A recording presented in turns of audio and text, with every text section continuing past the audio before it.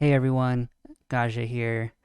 Today I wanted to start the series that some of you know that I've been wanting to do, but essentially I wanted to start diving into the different methods that fractal fantasy, specifically Sinjin Hawke and Zora Jones, are kind of doing with their music. Now, this isn't necessarily a how-to, because at the end of the day, I don't know their exact process, but these are some things that I've kind of been exploring in my own musical journey and have gotten kind of similar results. And so I wanted to share that with you all. And yeah, the first thing that I wanted to kind of dive into is manipulating sine waves.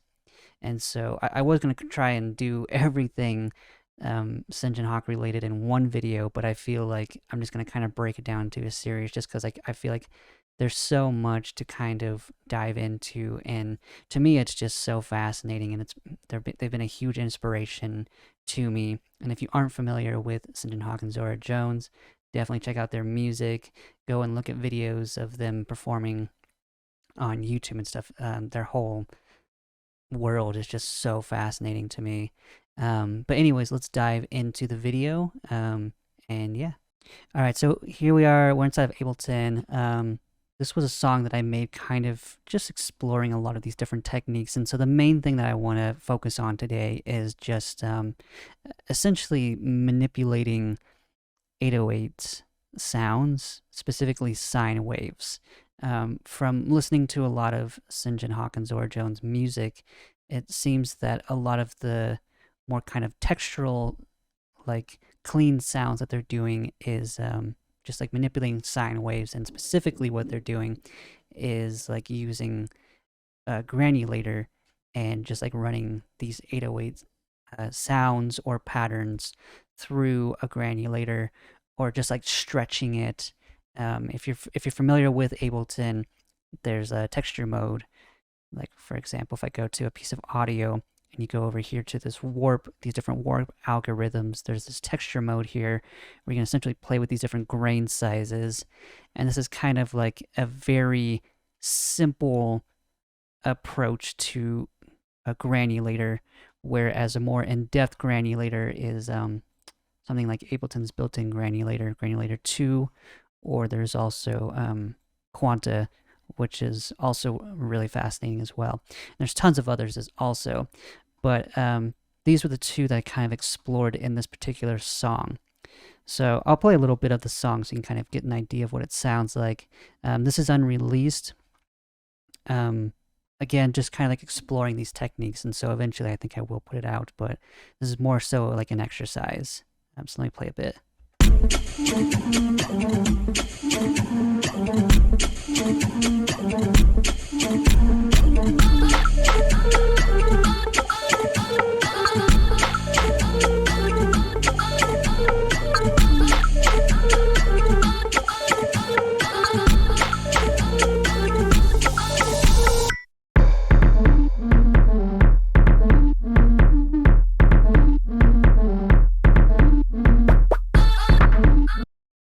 Anyways, let me jump over to the part that we're mainly going to kind of focus on.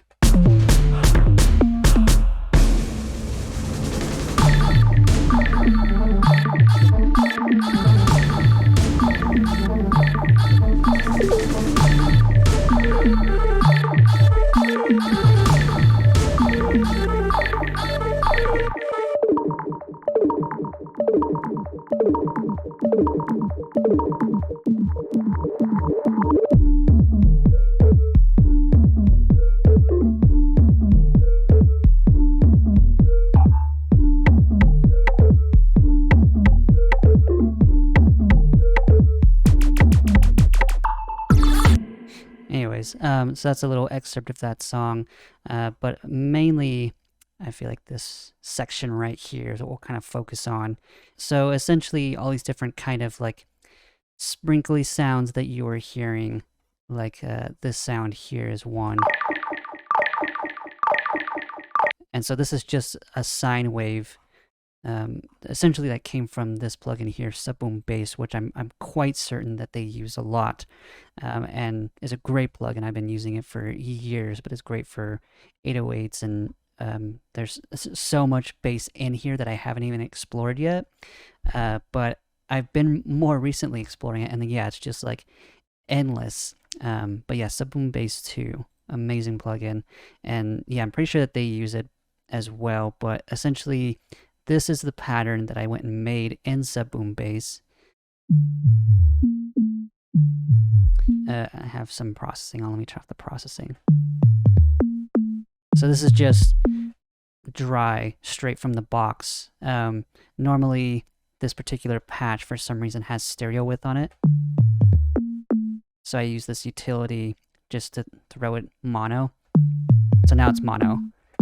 And so, yeah, I just go and we'll write a pattern like this with Subboom Bass, and then you can go and bounce it out. So here's the pattern here. This has the processing on it.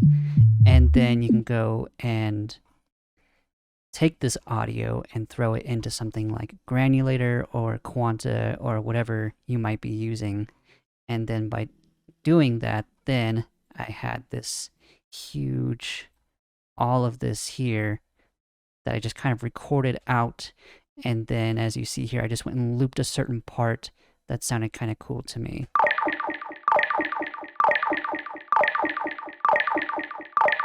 And there's nothing else really going on. Like even in Granulator, there's just this G rack, which some of you are familiar with and some of you aren't. But if you don't have this, this will be put up on the Patreon probably next month, just for those who don't have it. But I use this on literally everything. This is kind of like my go-to processing chain. But anyways, that's really it. And all the rest just comes straight from Granulator and just kind of messing around with parameters and such. So if I go ahead and I'll just duplicate this channel and then unloop. So now we can kind of hear what else is in this channel. It's just a lot of randomness.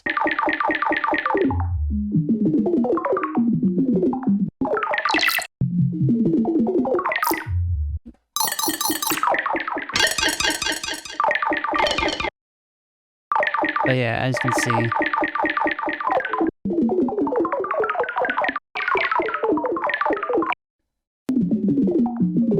yeah, it just goes on, but it's just lots of weird, sprinkly, garbly sounds that are just these sine waves that are being processed through a granulator. And in the granulator, there's kind of like this delay that's happening, which makes it sound like it has a delay. So there's no delay that I've put on here. It's just something inside of the granulator itself.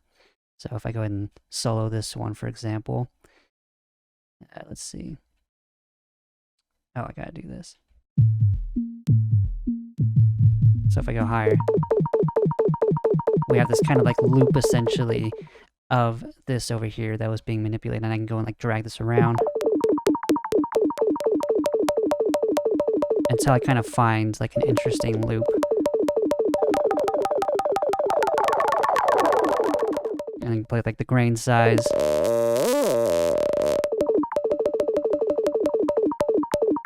And you can kind of just go crazy inside of here and just like explore just like what you can do to manipulate this audio. But I've definitely noticed Sinjin Hawke Zora Jones and a lot of the Fractal Fantasy crew kind of exploring with this technique, at least like in the stuff from like a few years ago. I mean, now it's been quite some time since any of them have really put anything out, but at the time they were really exploring a lot of these kind of textures, if you will. And so it's super interesting to me, just like taking these really clean, pure, smooth, sounds, and then just like running it through a granulator, or even like you could take like this Subboom, this 808 pattern here, and you could run it through like an ARP as well and get kind of a similar effect as what we're doing, but it's a lot more organic and natural sounding when you do it through a granulator. So like if I threw this ARP on here, it's a lot more rigid. And so that can work, but if you want it to be more